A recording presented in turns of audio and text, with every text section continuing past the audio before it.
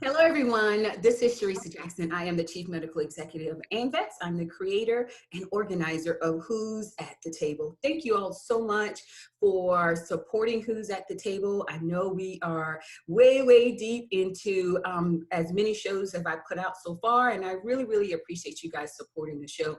And as always, I'm bringing guests on here, strong women veterans, to tell their stories. Our stories need to be heard, and we deserve to be at the table. And so today, our guest is none other than the wonderful Ms. Jillian Bullock. I mean, she and I have history, and she's going to tell us her story, tell us why she deserves to be here at the table. So thank you so much, Jillian, for being here at Who's at the Table. How are you today? Thank you for having me. I'm doing good. I'm doing fine. Awesome. Just tired, a little tired, busy, running. And that's who you are. I mean, that is who you are. So tell us, why do you deserve to be here at the table?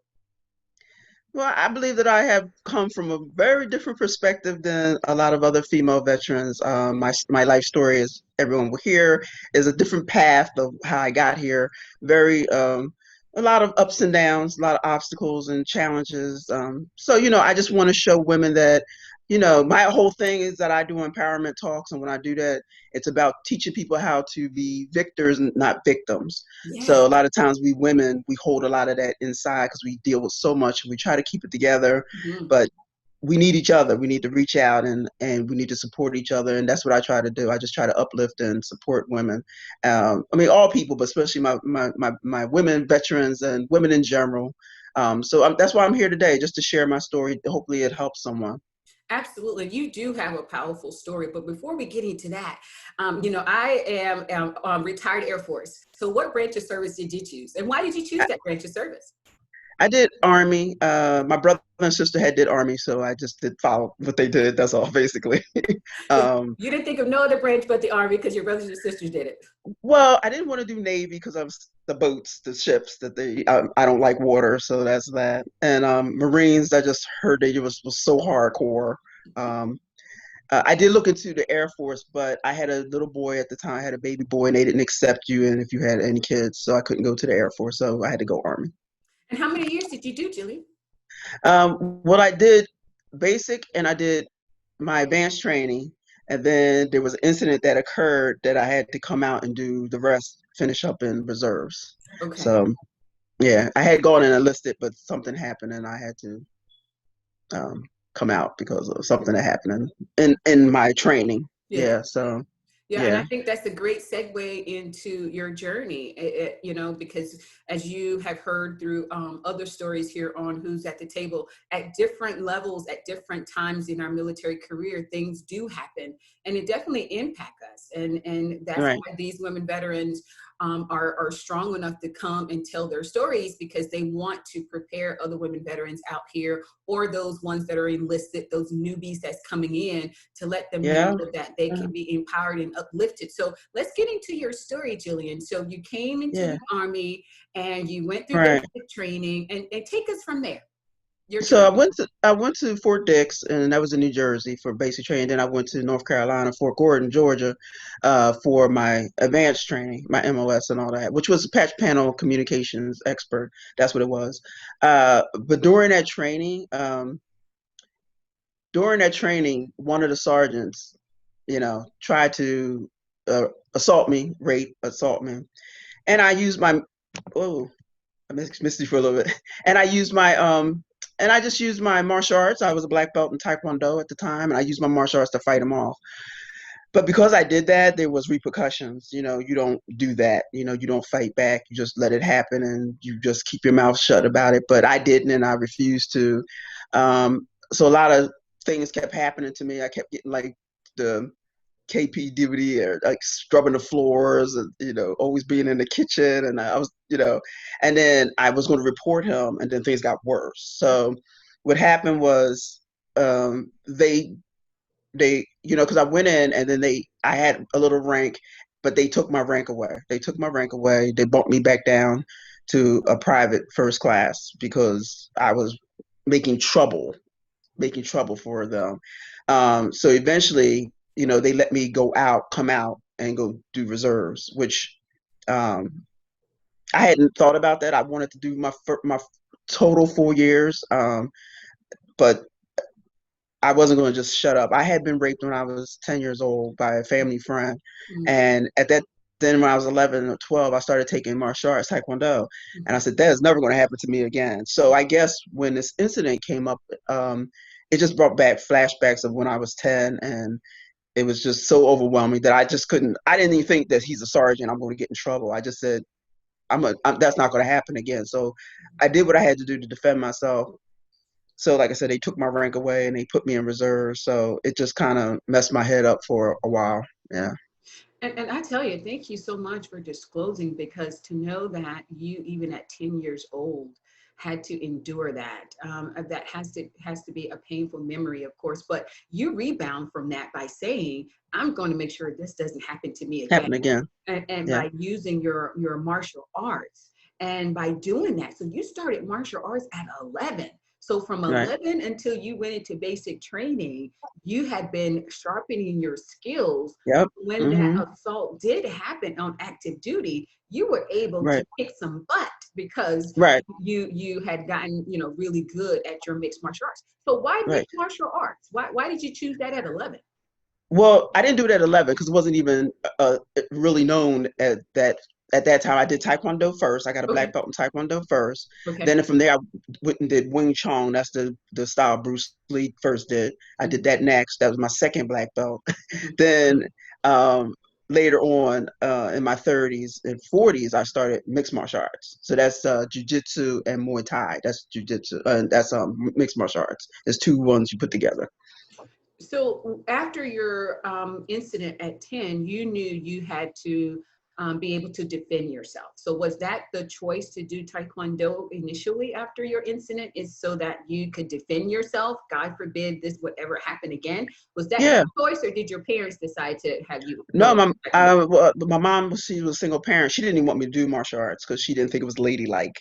But um, but she know at that time she didn't know about the rape, so she didn't understand why I was trying to be so, intense on doing this. I said I'm doing this. I used my own little paper route money to pay for the classes, and I was serious about it because I knew inside Mhm.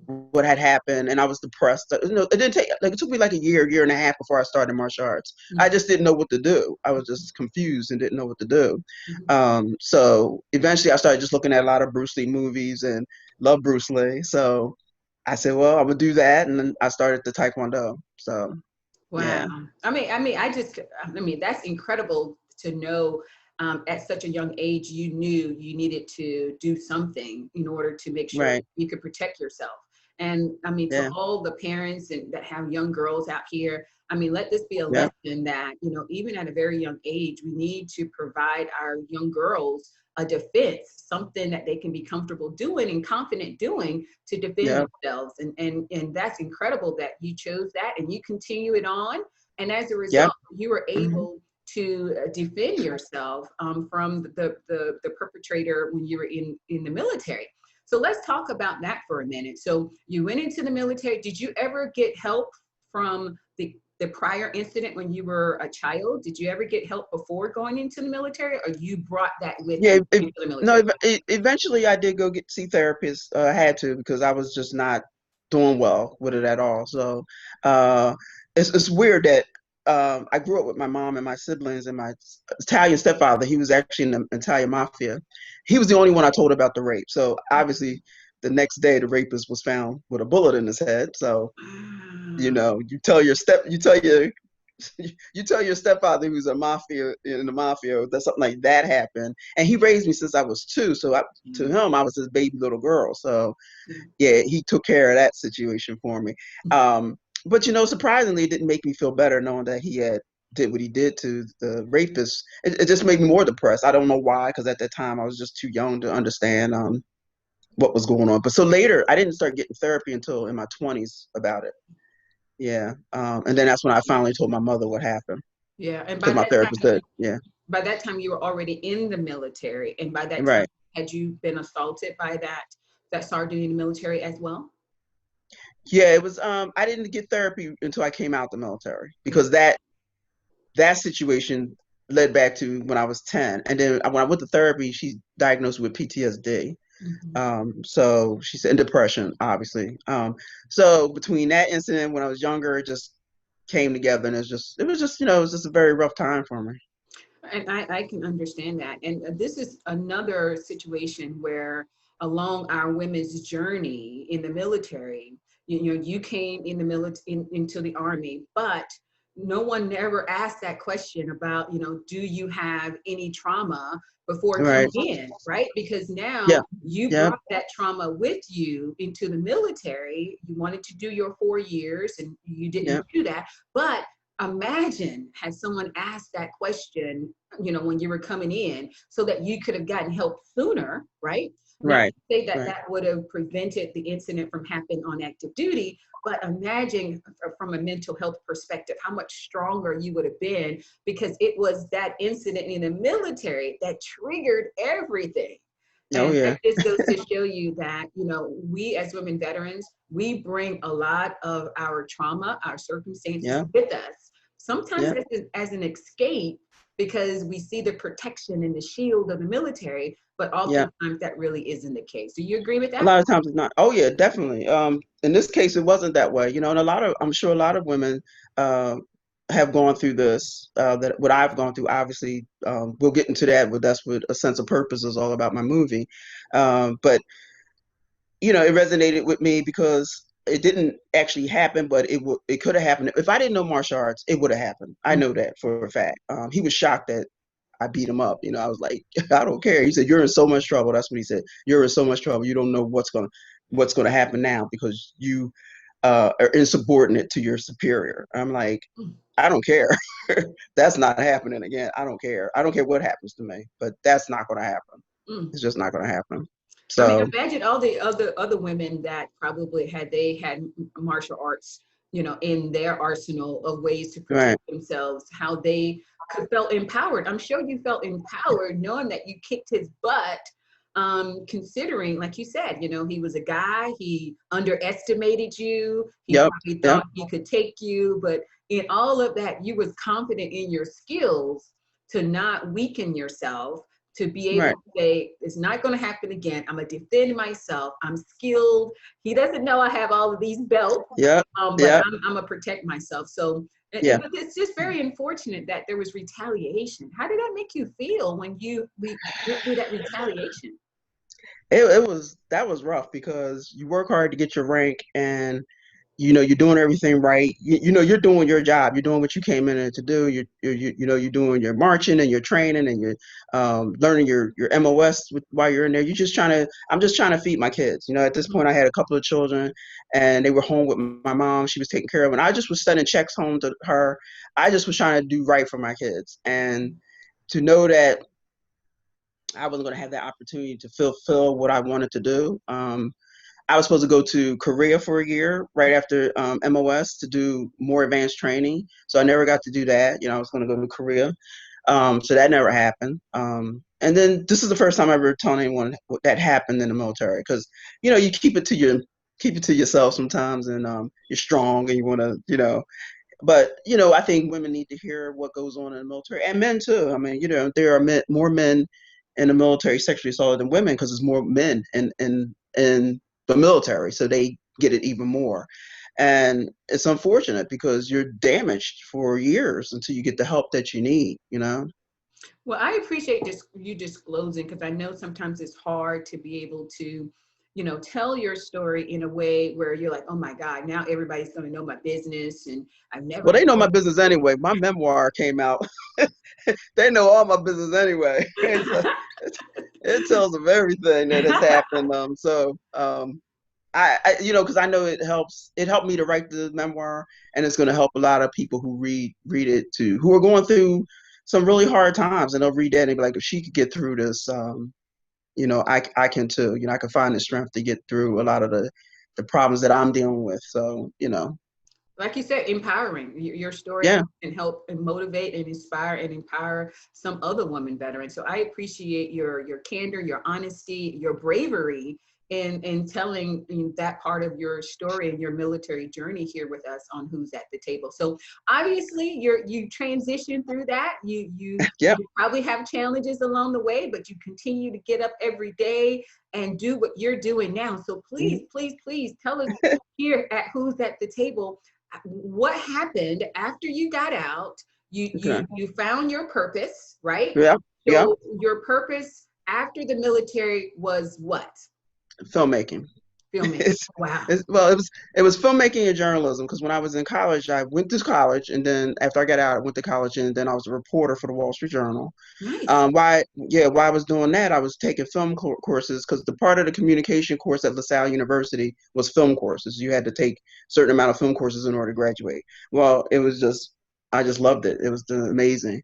And again, I just felt that it's a way to tell stories of, marginalized people that they, fall through the cracks, that they don't get the support and the help that they need. People who are struggling, people who are, you know, don't get all the recognition that they should have. I just said, hey, well, I'm a writer first because I work, like I said, a reporter for the Wall Street Journal. Then I did so many screenwriting courses at LaSalle. Then I did more once I graduated. So I'm strong. My strongest suit is my writing skills. But then I transitioned into directing as well. And then, everything I do is going to have some tough subject in it. But I do it in an entertaining way as well because I'm not doing documentaries. I have to still make it entertaining, but it still tells a story. It's still empowering and it's educational, but it has to be entertaining. So that's what I do. So I know you've done a lot of films, but before we get into talking about your films, what does filmmaking and directing and producing and all the things that you do to create your masterpieces, what does that do for you? Well, to be honest, again, back to my stepfather, he was a big film buff. Every Sunday, he said, I'm gonna take time off of doing what I do, and we're gonna go see a movie. So every Sunday, we would go see a film, and he made me promise him that one day I would become a filmmaker. Wow. Um, he said, one day I'm gonna see your name in lights, and you're gonna work with the best of the best. That's what he always said. And then he didn't survive, to see that obviously, but I held on to that dream. Mm. And then eventually his dream became my dream. And, but I know everybody looks at the mob and sees one side, but they also have a different side of them, a family guy and all that. And like I said, he raised me since I was 2. So to him, I called him dad. So I looked at him as my dad, as my father, because, um, and that was special to me. Every Sunday we would go see a movie, and we would stay and wait until all the credits would roll. We would be looking at the credits and everything, and it was just, to me, it was a very special time for us, just he and I. So I just carried it on. After he died, I carried it on, and like that's why I took communications and took the film courses and all that because I wanted to fulfill his dream. Mhm. So Wow, I mean that is such a great story to know that your father actually encouraged you and supported you in what you were looking to do, and you guys have that connection with yeah. film. And so, what does it do for you when you create these films and you think about your dad? I mean, what does that do for your heart, to your spirit, to your soul? I feel sad that he didn't live to see it, live to see the films come on up on theater or come on, TV.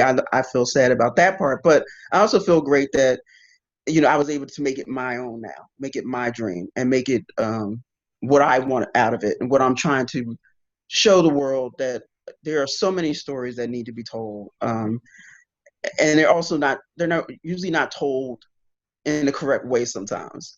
And I never look at film. I don't ever want to be a female filmmaker. And I'm not saying anything's wrong with this, but I will not be doing a romantic comedy. This is just never going to happen. Mhm. I want to do hard hitting, um, thrillers and dramas and things just, get under your skin, make you want to talk about it when you're finished, make you laugh, make you cry, but make you feel. That's the most important. And how can we make some changes? That's what's important to me. And that's what everything that I do, that's what I focus on. Wow. I mean, and so that's a good segue into your very first film. So let's talk about, okay, so now you're going to be a filmmaker and you feel like, okay, I'm a punch that button. I'm gonna create my first film. I'm gonna go out here and hustle to get this first film together. What was your first film? My first film, it was long ago. It was like right after school. I just did this little piece just to get my feet wet, learn the ropes, do the do's and the don'ts and all this. It was horrible. The first film was horrible, but you learn it. Yeah. The first couple were kind of not so good, but you learn. That's how you learn it, and you learn what you're doing wrong, what you're doing right, um, and it's their learning experiences. You learn. I didn't learn until a long time that film was a business, and I just was the creative end of it. And I got I got shafted quite a few times because I didn't understand the business side of things. Hmm. Um, but then eventually I woke up and said, okay, get it together. You got to learn the business side of it. So then I had to take more courses and do more studying on the producing side of things and how that works. How do you raise money for a budget, and how do you fundraise, and how do you do all this other product placement? How do you do this stuff? That's the business, and how do you get them contracts together Hmm. before you do anything with anybody. I had didn't do that on a couple of projects, and I got screwed because they didn't come through right because I didn't have the paperwork. So you live and learn. But it is a business first, show biz. That's business for business. So anybody that's out there that's trying to do any type of creative works, know that you have to know the business side, or they are gonna take advantage of you. People are gonna take advantage of you if you don't. So I did that. I did a documentary that won awards, and you slowly climb your way up and up and up. The budget gets a little bigger, a little bigger, a little bigger, until I finally got to my present film, A Sense of Purpose, Fighting for Our Lives. Yes. Yeah, Let's talk about that. A sense of purpose. I mean, that's such a great title. yeah. Did you do the title first? Was it how did you do the creation of a sense of purpose? I did do the title first because I can't write if I don't have a title. That's Okay, just me. okay. Everybody's different, but that's me. Uh-huh. I have to have a title, and then from there I can. It seems like the story just comes to me. Sometimes I'm asleep, it comes to me. I have to get up and write something down, Mhm, or I could be on a train. I could be anywhere, and just something comes to me. I have to write it down, mhm. so I don't forget.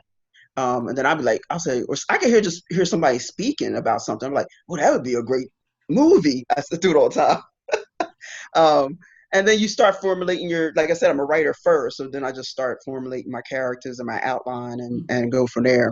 So when I first started came up with a sense of purpose, I had seen on TV a show about these military veterans who went to the school in San Diego. They all did MMA. And I said, oh, that's right up my alley. Mhm. So the school is specifically for vets and those who are living with PTSD. Okay.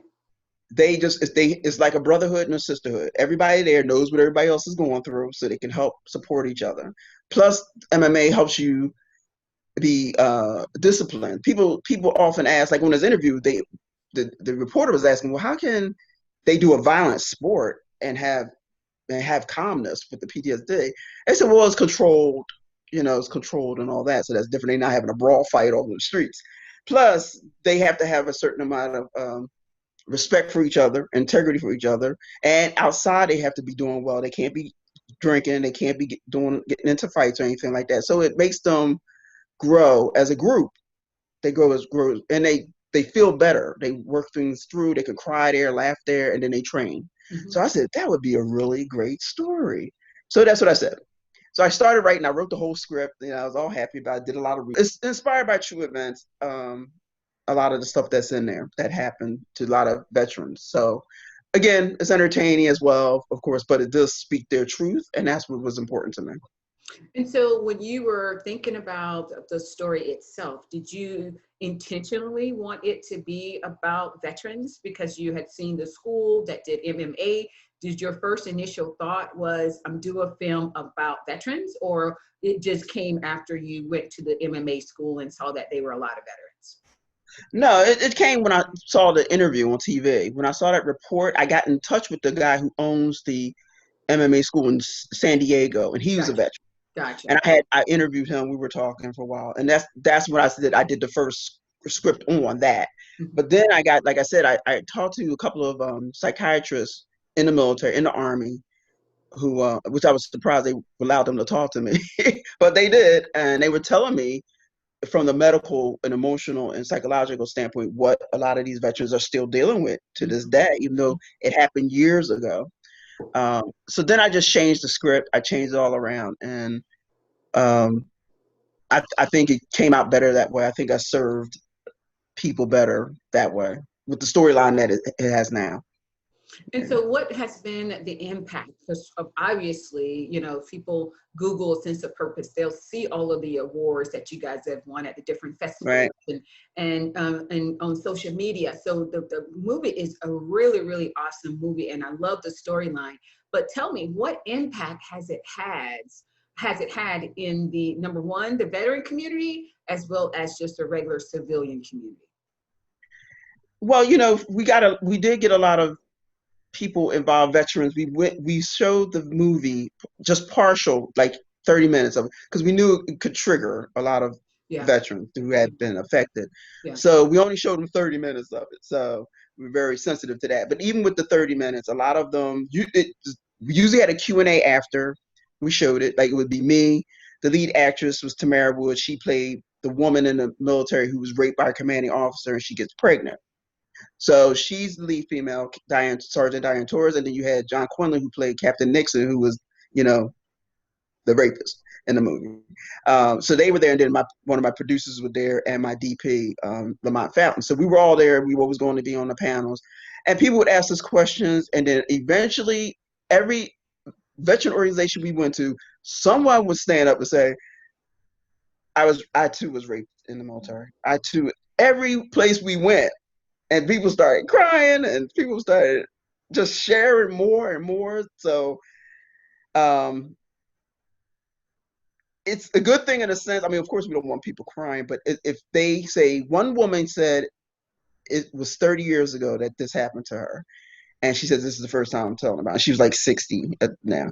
So to me, it is important to have this type of open dialogue, let people talk, and if they had things that they wanted us to change, we would change it. No one wanted anything changed. They said it's raw and it's gritty, but it's real. This is truth. I mean, mostly everybody hated John, but after this, unfortunately, he was Mhm. getting such a bad rap after this. They just he's so you know, but he was doing his job. I said he's an actor. He He's was an just actor. doing his job. He's just an Mhm. actor, which goes to testament of how he did so well as an actor. Because seriously, people really hated him when they after these we showed it. Mhm. Um, they did not like him, but this I wanted it to be truthful. I wanted it to be gritty. I wanted it to be real. I didn't want to sugarcoat.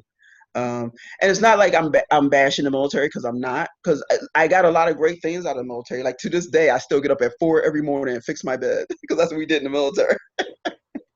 Still do it.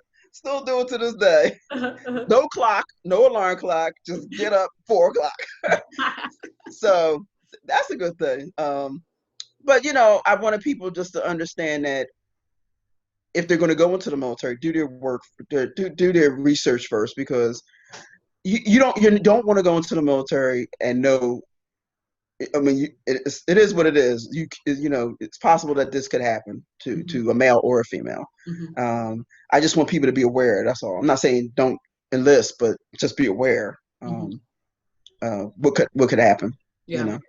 And I love that poster behind you of a sense of purpose. I mean, just Yep. the Let me move it out the way intensity, so you can see it way better. just the intensity of both of those actors on that poster. I mean, I would hate John. I mean, just mere fact he did that to the female actress. I would hate him. But tell me about how you chose those two, because neither one of them are veterans, right? Tamara Woods is an Air Force veteran. Tamara Woods is Air Force. So, hey, you chose Air Yep. Force. Yep. But in a way, having her be there to represent the military. Again, Hmm. that's why I asked about the impact, because when you're going around, because is she on active duty? Was she a reservist? Yeah. Yeah, she was active duty. She Wow. did yeah, she was then, and her situation was different than mine. She loved being in the military. She had Wow. nothing but great things to say about the military. But Mhm. everybody's experience is different. Yeah. So Yeah. and we Well, would, hey, like I said, we would go on panels, and she would talk about her situation, and I still wouldn't speak my situation at that. Like I said, this is the first time I'm ever bringing it up. yeah. Um, but I would just say that that's her experience, and there's a lot of people that it didn't turn out that well for them. Yeah, yeah. And it is just goes to show you that even in the title, a sense of purpose, that even if you have had in a situation where you've been assaulted or wronged in the military, we all have to leave with a sense of purpose. And so, did you find as you were developing the movie, you were creating the movie, that you found a sense of purpose yourself by doing this movie? Well, I already had the sense of purpose in me, so this just made it more impactful for everyone else. I just even if you're not in, even if you never went to the military, someone knows someone who's probably been sexually assaulted. Mhm. Even in the civilian world. So it's to try to help them as well, help them get the help that they need, or family or loved ones don't know what to do, especially if they have PTSD. They don't know what to do. They don't know how to help. Mhm. So this is just a movie that's trying to uh, let people know that how they can be supportive and help their loved ones, because we want them to be well. We want them to go on and do great things in their lives. So how does your film, I know you said there's some comedy in there, you got some, real true raw material in there. How does a sense of purpose differ than all these other military films that we see? For one thing, like I said, is very real. Especially we do show the rape scene. We show that it's kind of brutal. So let people know. Um, but we did it in a way that you'll have to see it. But we did it in a way that it was tasteful. The way we did it. That's one thing. It wasn't just out and out. We weren't just doing it to do it. It was tasteful, and you'll see why when you see it. Um, but it had to be shown, because this is life. This is what happens to these men and women. Again, I didn't want to sugarcoat anything. Mhm. This is what they deal with, and in the aftermath of what they deal with is spoke about. They're suicidal, and their Mhm. PTSD, and they're drinking, and they're Mhm. just having a really hard time. Mhm. Um, so we see her character's journey from Mhm. saying, am I going to keep this baby, or I'm going to abort the baby? Mhm. She's drinking, and she's fighting in the bars. She's just having some serious problems in the beginning. So we see her character arc as she goes on. Won't tell you what happened. Um, I won't tell you what happened, but she does have a big character arc. Same with John's character, Captain Nixon. You'll find out some things about him to understand how he became uh, a, a serial rapist. He's been in the military 20 years. Mhm. Tamara's character is not the first one he's did this to a Mhm. woman. He's done this. He's been in the military as a captain or in a commanding position for 20 years. So those women really didn't have any power. Just like with me, I really didn't have any power. My sergeant was over me. Um, but the martial arts was, like I said, it was the one that helped me, or I would have been among those other women that I'm sure even the sergeant has probably taken advantage of. I'm Mhm. sure he has.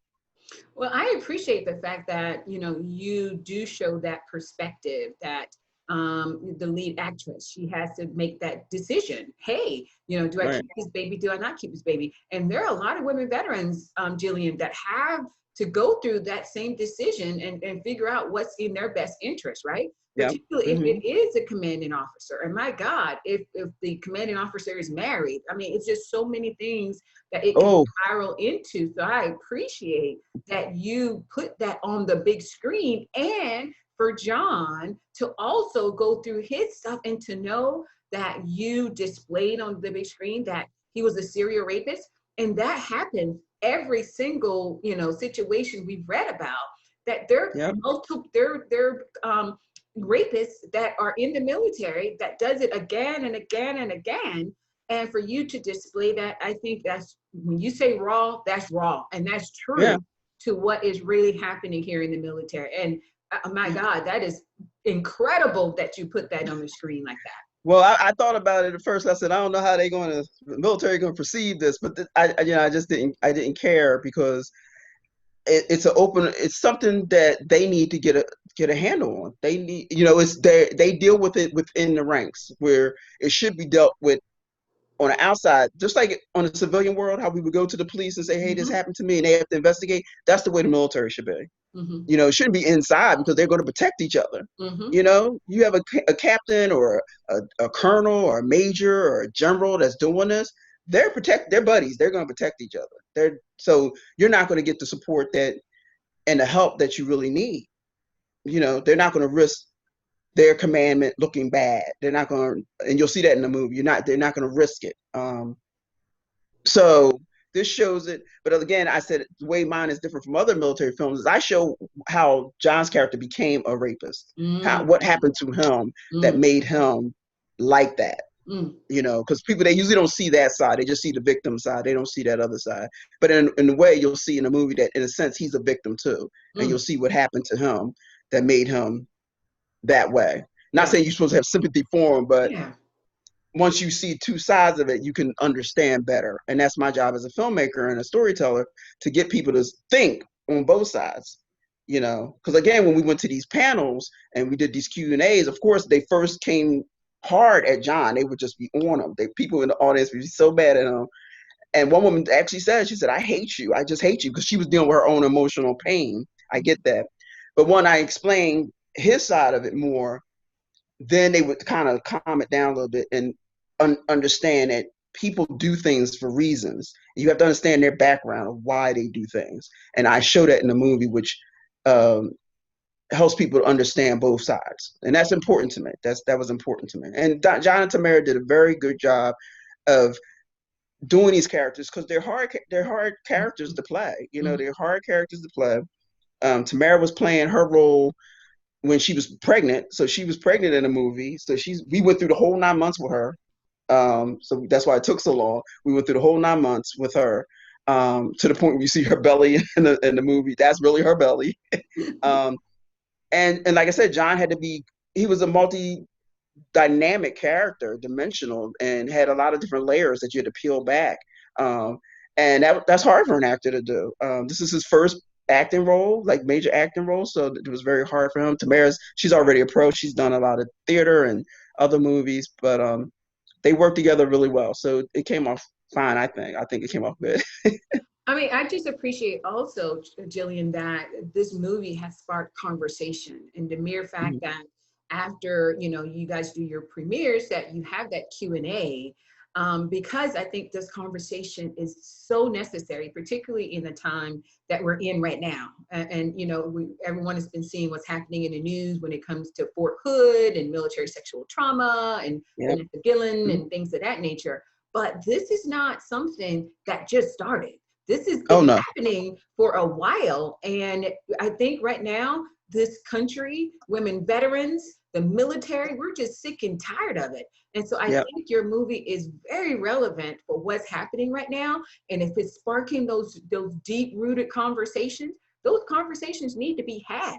And I They do. They appreciate really do. that you're doing that. I mean, because that's the only thing that's going to foster change, is if Yes. people have those difficult conversations, understand each other, and then say how we're going to execute a plan where these women veterans can feel protected and safe in this military. I mean, yeah, it's like I said, it's women and it's men. I mean, I know we're Yeah. female veterans, but like I said, there are far more men Yeah. that I interviewed. Even I have a guy in the movie, Mike Beeson.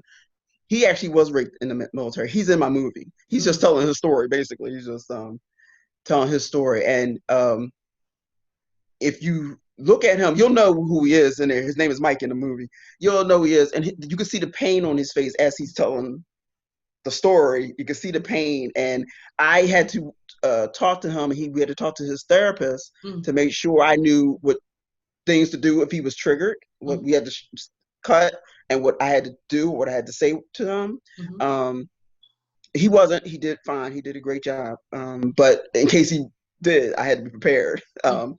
But that was very hard for him. I mean, he's 100% disabled. They consider him disabled with PTSD. He can't work. He can't function that way.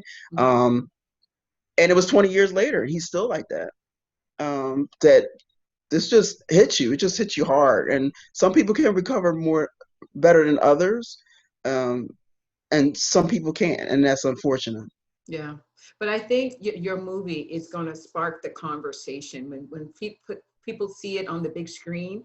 It's going to do something to them. I mean, it's for someone to even ask a question or be a little bit more compassionate. It's going to trigger something in somebody to say, "What can I do to help?" And at the end of the day, Right. we as humans need to be here for each other, and Yep. particularly for our veterans, we need to be here Oh for yeah. them because they're the ones, that are really suffering not only from the military sexual trauma, both male and female, but also from PTSD from war and suicide. And so we have Yep. to be here to support each other. For your film to captivate them, all of that, and be raw, I think it's important that it gets seen, it gets, out here and distributed everywhere because it's very, very relevant at this time. So tell us about the distribution of the movie. Where is Well, it now? What's happening with it right now? right. So right. The first tier is it's gonna go on Amazon Video on Demand. That's gonna be first, or Amazon Prime if you have that. That's gonna be first,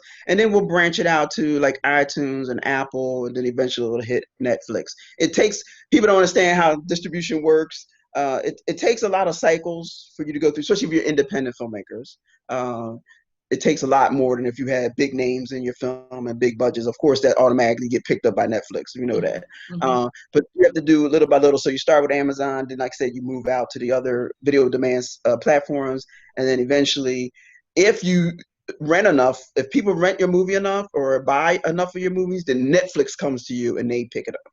So that now it's going to be starting the publicity wheel and the marketing wheel that we have to start promoting, promoting, promoting. So Mm-hmm. that's that. And then while I'm doing that, working on the next projects. So And so, phew, how long did it take you from start to finish with a sense of purpose? You got the idea, you wrote it, you found your actors and your actresses, you got your crew together, and now it's on the big screen at the festivals. How long ago was right, that? like 5 years ago. Wow. Yeah, like 5 years ago. People don't understand it takes a long time. Like it took them 10 years to get Black Panther done. And they had big money. And they have big people. It takes a long time because things change, people fall out, change directors, things happen. Like I said, when we first started filming, Tamara came to me and told me she was pregnant. Mm-hmm. Now I either had to recast her, what she was afraid of, or what I did, I rewrote it so we worked around the pregnancy. I added the pregnancy in. So, but again, you take time. I had to stop production. I had to go rewrite again to work in. So it took us basically 9 more months Mm-hmm. because I had to follow the pregnancy as her baby or belly grew. We had to work with that. So that took time. Then after you finish, you get into post production. You find some scenes aren't looking right, the sound is not right, or something didn't go right. Now we have to reshoot some stuff. It's an ongoing thing. You got to edit and then put the music, and it's a lot of work. It's not just one day you come up with the idea, the next day it's done. It takes years, a lot of time. Some could move faster than others, but that one took some time. So after a sense of purpose, so what's after that? I know you have a lot it's waiting to get put out there, and I've heard a couple of titles already. But Yeah. tell the viewers what is following a sense of purpose. Well, I'm in pre-production on a psychological thriller called A Cup Full of Crazy.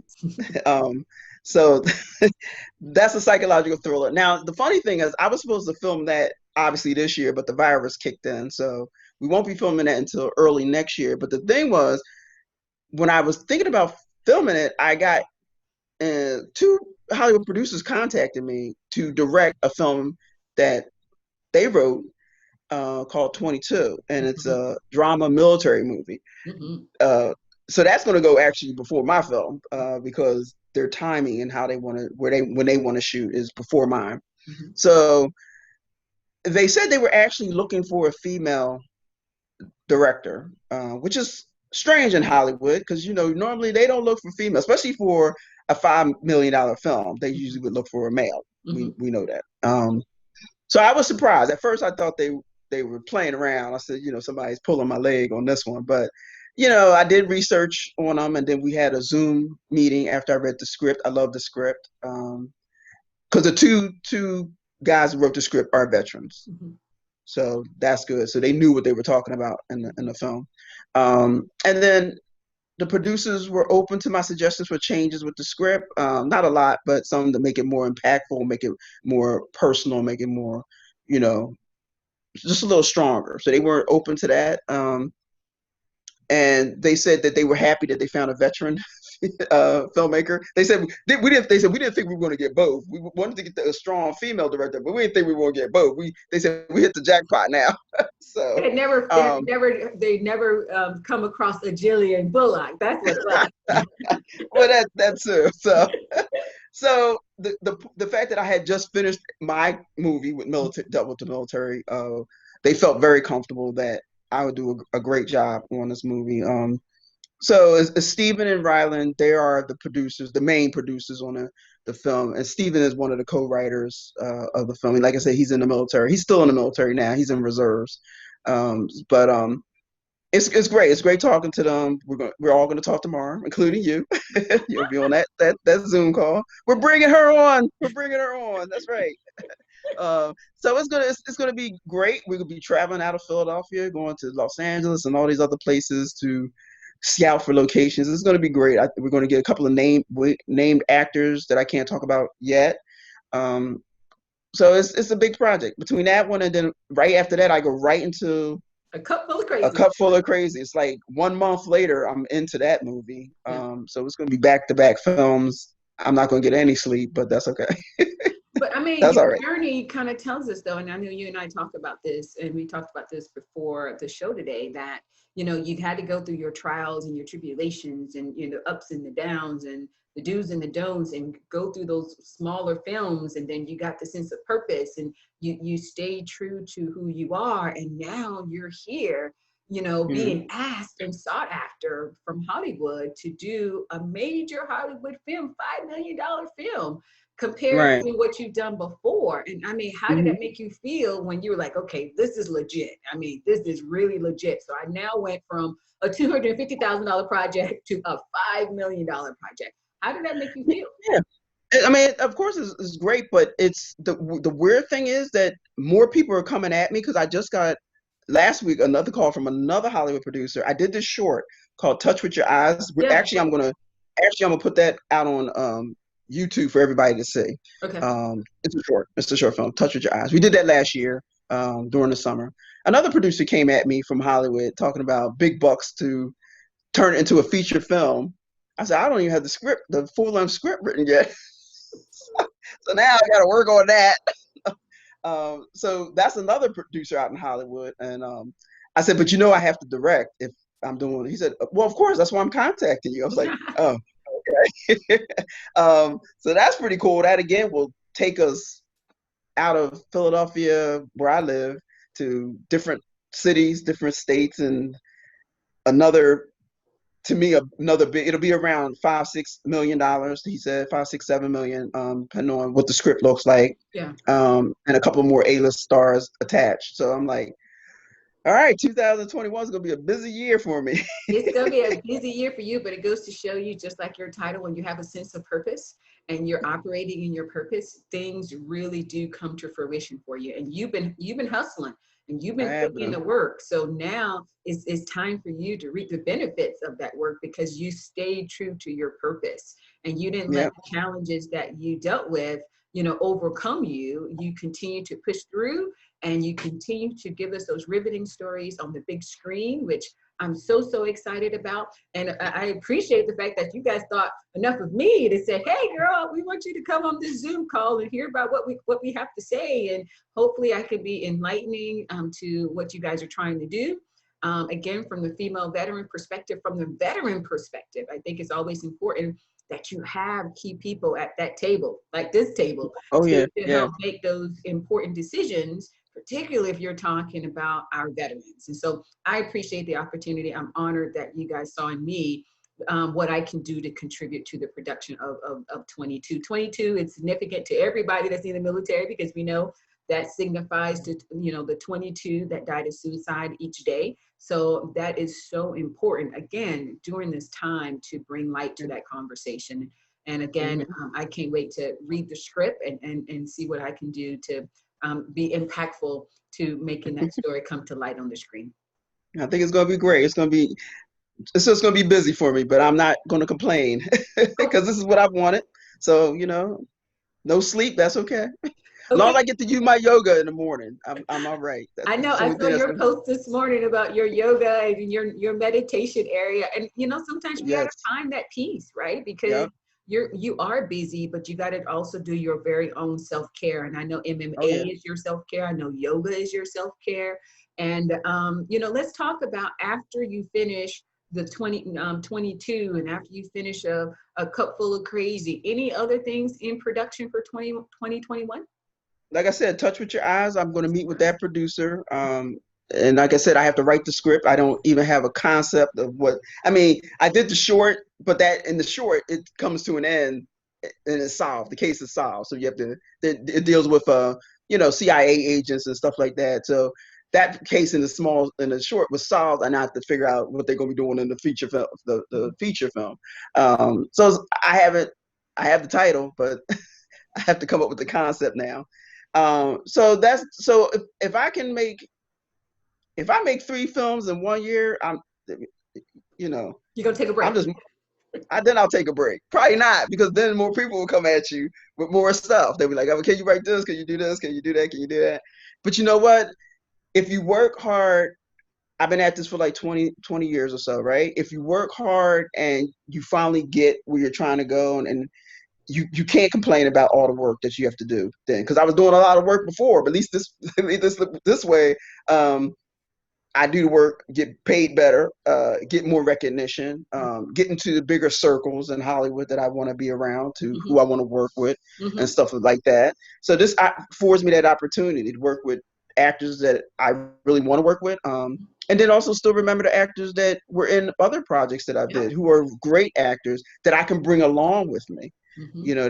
That's what you should do. If you have people that are do their job well, and they're very great actors and stuff like that, why wouldn't you use them over and over again? Mm-hmm. That's what Quentin Tarantino does with Samuel L. Jackson. He does it all the time. Exactly. And Practically every movie you see, you got Sam in there.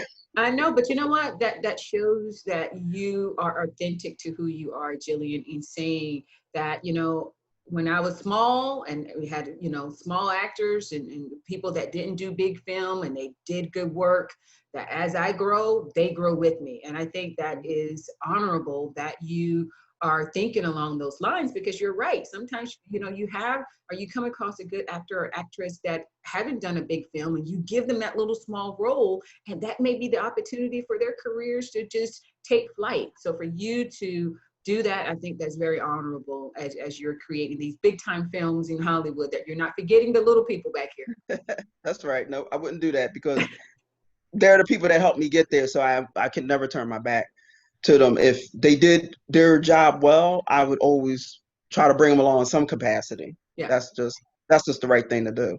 absolutely. Okay, so we're going to get into rapid fire, which is my All right, favorite part of the show, all where right, all I right. get where I get to give you a phrase, and you can complete the phrase, just right off the cuff, whatever you think is going to be something that allows the viewers to kind of really not only know a little bit more about you, but to, give a sense of who you are, before we conclude the show. Okay? Okay, Ready? all right. Okay. My life without the military would have been. Not as interesting. Not as interesting.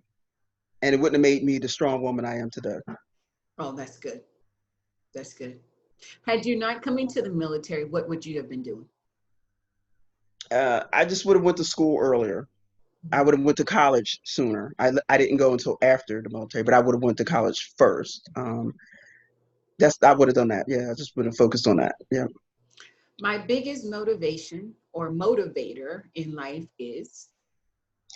My biggest motivation is impacting the lives of others. It's showing them that even if you've dealt with hardships, obstacles, horrific things in your life, that hopefully I can motivate people to say, okay, I can pull myself up by my bootstraps. I can turn my life around. I can fulfill my dreams no matter what. And I hope I can be that beacon of light for someone. Someone like when someone sees this, hopefully, like, okay, um, it's important to me because I didn't have that when I was growing up. After my stepfather died, I didn't have that. I did it all on my own. So I had no guidance after that. So I want to be a help piece for someone, um, and that's my motivation. Yeah. And who's been your motivator? Myself. I mean, it really is myself because I have to look inward and say, you know what? A lot of times I wanted to quit. I wanted to just hang up. The movie making is so hard. And I wanted to quit and just get a regular job, which is nothing wrong with that. But, and I always had to talk myself out of it. I always had to give myself that pep talk. I always had to look at some motivational videos and say, okay, brush yourself off. You fell, brush yourself off. Like Denzel Washington said, fall down 7, get up 8. Mm-hmm. You always got to keep pushing, keep grinding it out until one day you get a call and someone says, hey, can you direct this $5 million movie? You be like, it was all worth it. Or someone else from Hollywood says, can you make the feature script to Touch with Your Eyes, and we're going to make that a $5-6 million? Can you do this stuff for us, please? And I'm like, okay. It's going to take hard work, a lot of blood, sweat, and tears, but it is important that people just don't give up. I tell people don't quit. I mean, I don't care what you're going through. When people look at my life, and to tell you, some people say, I don't know how you didn't quit. But if you do quit, you're never going to get that call like I got from those producers, two different projects, but they're both from Hollywood, looking for female directors. Now, we know how rare that is. We know this. So for two different producers in Hollywood to come at me like that, within a couple of weeks apart, it was like, I thought, this is somebody still playing jokes with me, but, and then I turn around and say, no, I deserve it. Why not? I worked hard. Yeah. I've been working hard. Yes, absolutely. I've been working. Absolutely. And now the dreams, because you've been on purpose is coming to fruition for you, which is amazing. And like you said, empowering, and you're going to impact the lives of so many people. So the day you will never forget is? The day I walked across the stage and got my degree from LaSalle University. It took me 11 years to get a bachelor's. 11 years. I had 3 kids, and I was raising them as a single parent. Again, nobody was really helping me. So I was working, going to school. I was in the ROTC. Whoa. I was marching, walking around, marching. Had to change my clothes, go to my job at the Wall Street Journal because, get to class, take care of my kids, get them the homework, food, clothing. 11 years. But I didn't quit. I said, I'm getting this degree. I don't care how long it takes me, because my children are watching me. I had to be an example for my children that you don't quit. You forge ahead, no matter how hard it is, you forge ahead. So 11 years, that's my most satisfying thus far. The greatest joy in your life is? Getting to do what I love. How many people don't get to do what they love? To be able to sit and write for hours. I mean, I can get so memorized when I'm writing that I could do it for hours and forget to eat of the typing. Just doing what you love, creating a world that people can enjoy, and that brings joy to me. Hearing actors say my words that I wrote and acted out, and it's so emotional. Sometimes I tear up. Sometimes I'm like, that's my work. That's my work. I wrote that. I wrote that. Yeah, it's great. It's a great feeling. It is. The hope for women veterans is? Man, that's a big one. that Congress and the military would start to see them in a different light, that show our power, our strength, and to show that we need to be respected more. When we come and say something has happened to us, you don't side with the abuser, the perpetrator. That you just, or even if it has nothing to do with that, or even that they're just having a hard time in the military because they're away from their families, their kids. Like me, I had a child when I went in. I had a couple of kids when I went in the military. Painful to be away. So painful to be away. Not saying that men don't feel that separation, but women more. I mean, it's our babies, you know. So just to give us the more support that we need to be, because we can be great at any job in the military. Women Mm-hmm. fire pilots, they go out, you know, they're allowing them to do combat now, Mm-hmm. medics, anything. Mm-hmm. We can do it all. You just have to give us the support system that you would give a guy. You just have to give him to the, not ask us for special treatment. Just make us put it equal, and give us what you give them. Give them us them the support. Give us the same support. That's what we need to do to shine and do what we know we can do. Mm-hmm. You know. I think that's awesome. And we're nearing the end of the show, but before we Okay. go, I want you to look into the camera and speak to those women veterans who may have dealt with some of the same things that we talked about here today, being ostracized from the military sexual trauma, being retaliated against, finding their purpose. Talk to those women veterans today as your closing message. Well, I just want to say to all the women that I know you're strong. I know you're capable. I know this for a fact. You have to let the world know it. And it's hard, but you have to get yourself around like-minded females, veterans or not veterans, but get around like-minded women who understand your plight, Mhm. understand what you're going through, understand what your dreams and goals are, and who will support you and uplift you. We all need that support. We need this. It doesn't matter if you go to a group or an organization or just a girl group that you get together. You could do it on Zoom like we're doing here. I mean, it doesn't have to be in your city or town, but we all need that support. We all need to reach out for the help if we're drowning and we Mhm. feel as though we can't make it. Something's going to go. I can't make it today. You got to reach out. You have to reach out and ask for help. And there are organizations that will help you. There are organizations that can help, will help.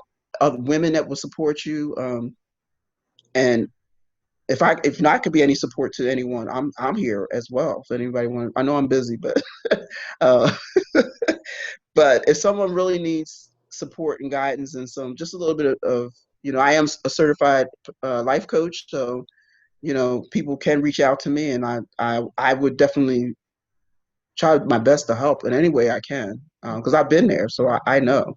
Mhm. I do know. So So tell the viewers where they can find you, what they should be looking for in the next 6 months, but definitely, give a shout out to where they can find you on social media, so they can definitely follow you. Your story is so, so important and so impactful. I'm so yeah, grateful that you're here. So definitely, let people know where they can find you. if they just go to my website, my film website, jbullockenterprises.com. If they go there, all my social media links are there. All information about all the projects that I'm working on are there. They can read about everything. They can watch some videos on there for free.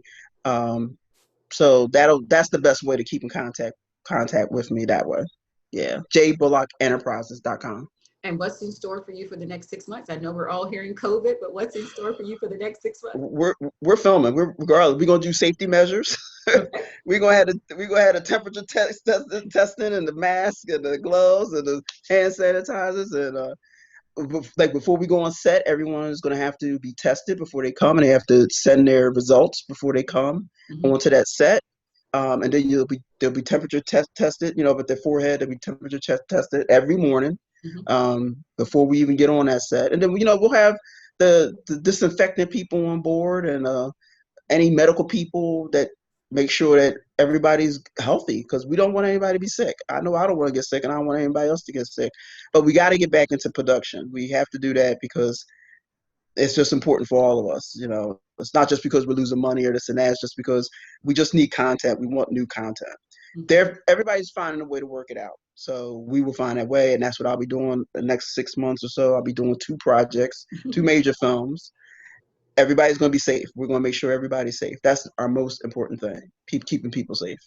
Well, thank you so much, Jillian, for being on the show today. This was such a great conversation. You're such a Thank great you. guest. I'm so, so happy for you, and just seeing your progression and seeing what you've done, seeing where you're going.